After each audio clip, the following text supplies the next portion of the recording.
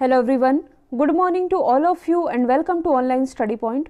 दोस्तों, आज है 11 दिसंबर और आज की इस वीडियो में हम 11 दिसंबर से रिलेटेड करंट अफेयर के सभी इंपॉर्टेंट क्वेश्चन को कवर करने वाले हैं। तो यदि आप लोगों को इस वीडियो की पीडीएफ चाहिए तो आप हमारे इस मोबाइल एप्लीकेशन को भी इंस्टॉल कर सकते हैं, जिसकी लिंक डिस्क्रिप्शन बॉक्स में दी हुई है। क्या आपकी एसएससी परीक्षा की तैयारी में आ रही है रुकावट? अनअकैडमी आपके लिए लेकर आया है Lucent daily T20 test series by Varun Awasthi sir. इस टेस्ट सीरीज में आपको मौका मिलेगा जनरल अवेयरनेस और जनरल साइंस के सब्जेक्ट्स में अपनी तैयारी को और भी बेहतर बनाने का। इस टेस्ट सीरीज में 16 टेस्ट रहेंगे जो कि 3 हफ्तों के दौरान डेली बेसिस पे कंडक्ट किए जाएंगे। इसी के साथ वरुण अवस्थी सर द्वारा इन टेस्ट का एनालिसिस भी किया जाएगा, जिसके लिए स्पेशल क्लासेस अलग से कंडक्ट की जाएगी और ये क्लासेस होंगी बिल्कुल फ्री ऑफ कॉस्ट। ये टेस्ट सीरीज कंडक्ट की जाएगी 7 दिसंबर से लेकर 28 दिसंबर तक। अगर आप फर्स्ट टाइम अनअकैडमी पर आ रहे हैं तो यूज़ करें मेरा अनलॉक कोड, एनरोल करें इस फ्री टेस्ट में और एक्सपीरियंस करें अनअकैडमी प्लेटफॉर्म को। यही नहीं, अगर आप अनअकैडमी का प्लस सब्सक्रिप्शन लेंगे तो इस कोड से आपको 10% इंस्टेंट डिस्काउंट मिलेगा जो ऑलरेडी अप्लाइड होगा। तो चलिए स्टार्ट करते हैं। हमारा पहला क्वेश्चन, अंतर्राष्ट्रीय पर्वत दिवस ये कब मनाया जाता है? यानी कि इंटरनेशनल माउंटेन्स डे। तो ये आज ही के दिन मतलब कि 11 दिसंबर को मनाया जाता है। तो पहाड़ों के महत्व के बारे में अवेयरनेस फैलाने के लिए अंतर्राष्ट्रीय पर्वत दिवस मनाया जाता है। और इस बार जो अंतर्राष्ट्रीय पर्वत दिवस मनाया गया, इसकी थीम थी माउंटेन बायोडाइवर्सिटी। यदि हम अदर इम्पॉर्टेंट डे को डिस्कस करें तो 7 दिसंबर को क्या मनाया गया? आर्म्ड फोर्सेस फ्लैग डे, यानी कि सशस्त्र सेना झंडा दिवस। 9 दिसंबर को मनाया गया है अंतर्राष्ट्रीय भ्रष्टाचार निरोधक दिवस।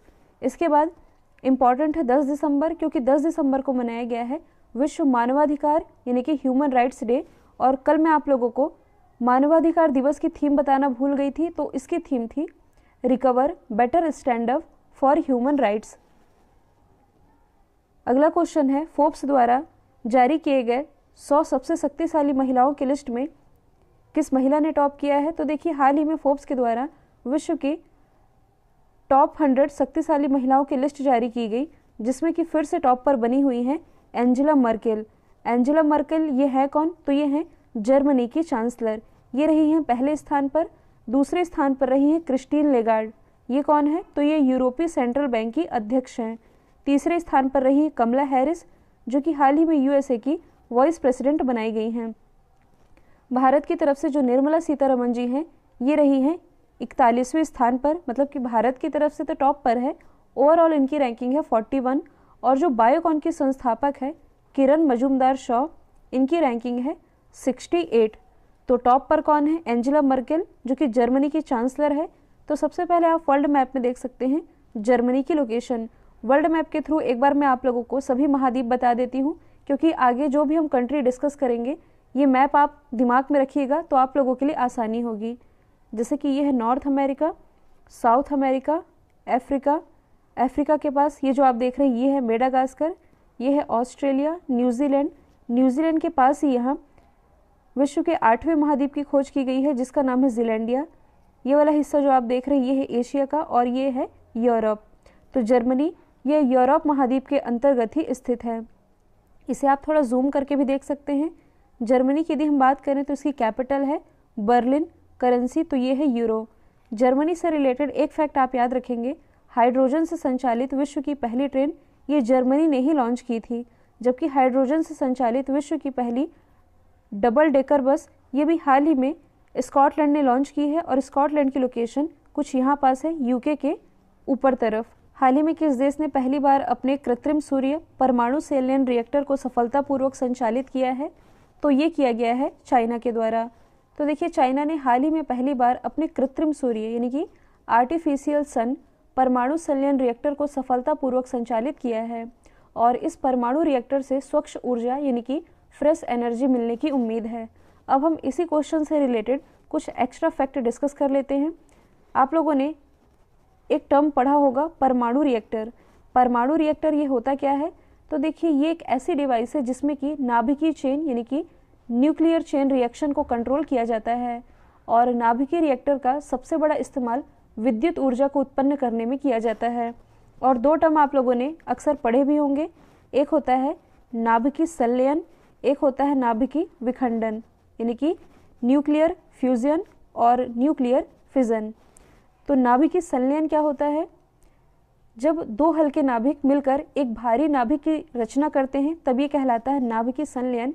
और विखंडन, तो देखिए विखंडन एक ऐसा प्रोसेस होता है जिसमें कि एक भारी नाभिक एक न्यूट्रॉन को ग्रहण करके लगभग बराबर द्रव्यमान के दो हल्के नाभिकों में टूट जाता है, तब ये कहलाता है विखंडन। वैसे आप लोगों ने पढ़ भी रखा होगा, मैंने एक बार रिवाइज करवा दिया है।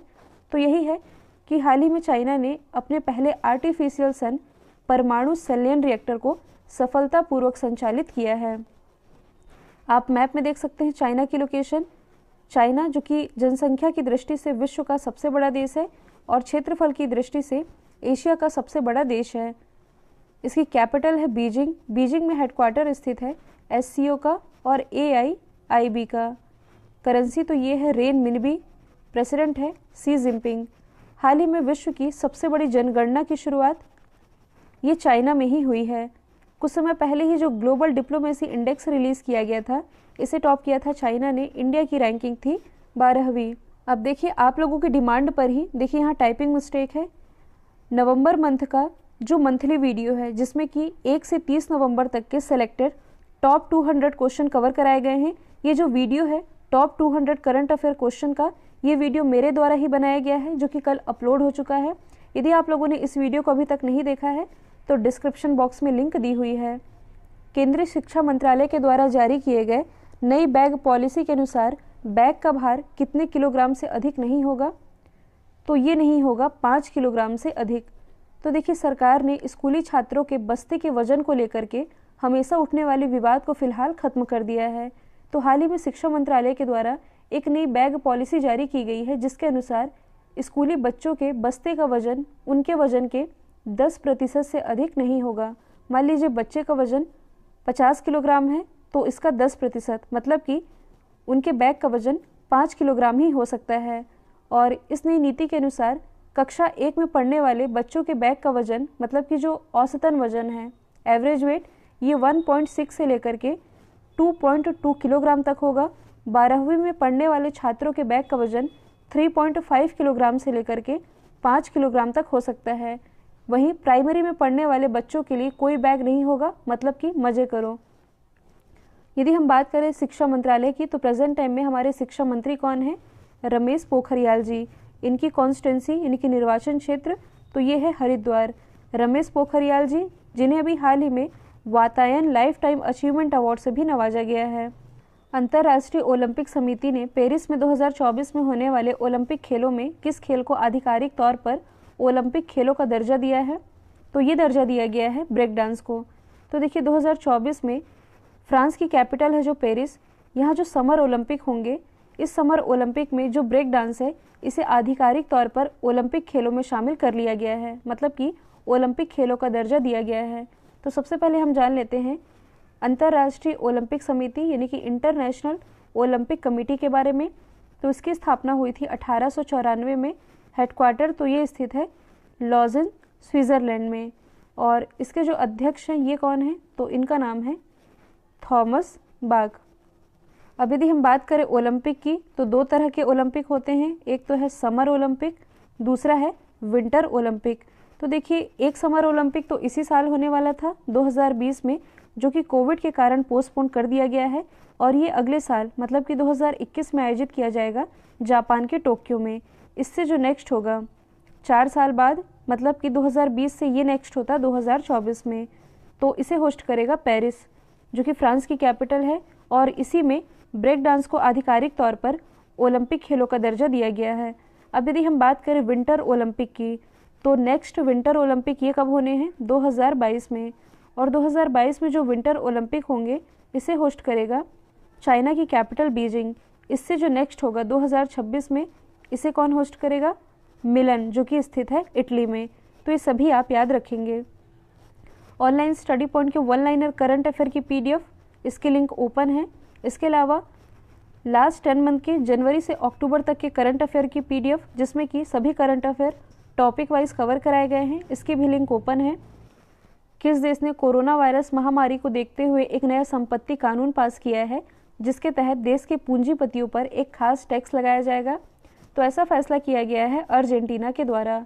तो देखिए, यदि देखा जाए तो इस महामारी के दौरान हर देश आर्थिक समस्या से जूझ रहा है, तो ऐसे में जो अर्जेंटीना गवर्नमेंट है इसका ये कहना है कि देश के जो भी पूंजीपति लोग हैं उन पर एक खास टैक्स लगाया जा रहा है और इस टैक्स के माध्यम से जो भी पैसे इकट्ठे होंगे उनका इस्तेमाल दवा और ज़रूरी चीज़ों को खरीदने में किया जाएगा। और इस नए संपत्ति कानून के अनुसार ये जो टैक्स है ये एक ही बार लगाया जाएगा और ये उन लोगों पर लगाया जाएगा जिनके पास 20 करोड़ पेसो जो कि अर्जेंटीना की मुद्रा है। तो जिनके पास 20 करोड़ पेसो यानी कि 25 लाख डॉलर से अधिक की संपत्ति है उन पर ये नया संपत्ति कानून लागू किया जाएगा। तो सबसे पहले आप मैप में देख सकते हैं अर्जेंटीना की लोकेशन। वर्ल्ड मैप के थ्रू मैंने आप लोगों को नॉर्थ अमेरिका और साउथ अमेरिका की लोकेशन दिखाई भी है। तो अर्जेंटीना ये साउथ अमेरिका का ही एक देश है। इसकी कैपिटल क्या है? तो ये है ब्यूनस आयर्स। करेंसी तो अभी मैंने बताया है अर्जेंटीना पेसो। यहाँ के प्रेसिडेंट कौन है? तो ये है अल्बर्टो फर्नांडिस। और अर्जेंटीना की जो घास की भूमि है इसे क्या कहा जाता है? तो ये कहा जाता है सवाना भूमि। और यदि आप करंट से रिलेट करेंगे तो कुछ दिन पहले मैंने आप लोगों को बताया था कि जेनेटिकली मॉडिफाइड गेहूं के उपयोग को मंजूरी देने वाला पहला देश, मतलब कि विश्व का पहला देश जिसने कि जेनेटिकली मॉडिफाइड गेहूं के उपयोग को मंजूरी दी है, ये अर्जेंटीना ही बना है। और इस गेहूं का नाम क्या है? HB4। तो ये भी आप याद रखेंगे। हाल ही में किस भारतीय विकेट कीपर बल्लेबाज ने क्रिकेट के सभी फॉर्मेट से संन्यास लेने का ऐलान किया है? तो ये ऐलान किया गया है पार्थिव पटेल के द्वारा। पार्थिव पटेल, इनका 18 साल लंबा करियर रहा है और ये भारत के सबसे युवा विकेट कीपर भी रह चुके हैं। और 2015 में जो विजय हजारे ट्रॉफी रही इसमें गुजरात टीम की कप्तानी भी ये कर चुके हैं पार्थिव पटेल। और इन्होंने अभी हाल ही में क्रिकेट के सभी फॉर्मेट से संन्यास लेने का ऐलान कर दिया है। अगला क्वेश्चन है, हाल ही में जारी किए गए शहरी प्रशासन सूचकांक 2020 में कौन सा राज्य टॉप पर रहा है? तो देखिए, अभी हाल ही में प्रजा फाउंडेशन के द्वारा शहरी प्रशासन सूचकांक ये रिलीज़ किया गया, जिसके अनुसार जो ओडिशा है ये पहले स्थान पर रहा, दूसरे स्थान पर रहा महाराष्ट्र, तीसरे स्थान पर रहा छत्तीसगढ़ और चौथे स्थान पर रहा है केरल। तो सबसे पहले आप मैप में देख सकते हैं ओडिशा की लोकेशन, क्योंकि ये रहा है टॉप पर। इसकी राजधानी है भुवनेश्वर और भुवनेश्वर अभी हाल ही में ISO यानी कि international standard organization ISO certificate प्राप्त करने वाला पहला शहर भी बन गया है। मुख्यमंत्री कौन है? नवीन पटनायक। राज्यपाल है गणेशी लाल। ओडिशा में ही 2 इम्पॉर्टेंट नेशनल पार्क हैं, एक है सिमलीपाल नेशनल पार्क, दूसरा है भीतरकनिका नेशनल पार्क। अब इस क्वेश्चन में बात की जा रही है इंडेक्स को टॉप किए जाने की, तो एक बार आप सभी ऑप्शन को रिलेट कर सकते हैं। शुरू करें यदि हम ओडिशा से ही, तो ओडिशा ये अमृत रैंकिंग में पहले स्थान पर रहा है। अमृत यानी कि Atal mission for rejuvenation urban transformation. यदि हम बात करें महाराष्ट्र की, तो महाराष्ट्र ये AMFFR इंडेक्स में टॉप पर रहा है, यानी कि agriculture marketing and farmer friendly reforms index. यदि हम बात करें छत्तीसगढ़ की, तो देखिए हाल ही में जो स्वच्छता सर्वेक्षण किया गया था इसमें भारत का सबसे स्वच्छ राज्य ये छत्तीसगढ़ बना है, जबकि भारत का सबसे स्वच्छ शहर ये बना है मध्य प्रदेश का इंदौर। यदि हम बात करें केरल की, तो नीति आयोग के द्वारा जो स्कूल एजुकेशन क्वालिटी इंडेक्स और हेल्थ इंडेक्स रिलीज़ किया गया था, इसे टॉप किया था केरल ने ही। तो ये सभी आप कनेक्ट करके याद रख सकते हैं। हाल ही में नई दिल्ली में नए संसद भवन का शिलान्यास किसने किया है? तो नए संसद भवन का शिलान्यास अभी हाल ही में 10 दिसंबर को प्राइम मिनिस्टर नरेंद्र मोदी जी के द्वारा किया गया है। और इस नए संसद भवन में बहुत सारी नई फैसिलिटीज़ होंगी। तो देखिए, प्रेजेंट टाइम का जो संसद भवन है ये लगभग 100 साल पुराना है, जो कि ब्रिटिश शासनकाल में बनाया गया था। और इसमें जगह और अत्याधुनिक सुविधाओं की व्यवस्था नहीं है, इसलिए कुछ समय पहले ही नए संसद भवन के निर्माण को मंजूरी दी गई थी। और ये जो नया संसद भवन है ये 2022 तक कंप्लीट कर लिया जाएगा और इसमें लगभग 971 करोड़ रुपए की लागत आएगी। अच्छा, ये जो नया संसद भवन बन रहा है इसका ठेका यानी कि टेंडर ये किसे मिला है? तो ये मिला है टाटा प्रोजेक्ट लिमिटेड को। अभी हाल ही में, मतलब कि सितंबर 2020 में लगभग 861 करोड़, एग्जैक्ट यदि आप कहेंगे तो 861.90 करोड़ में बोली लगा करके ये टेंडर अपने नाम किया है टाटा प्रोजेक्ट लिमिटेड ने। तो इसी नए संसद भवन का शिलान्यास किया गया है प्राइम मिनिस्टर नरेंद्र मोदी जी के द्वारा।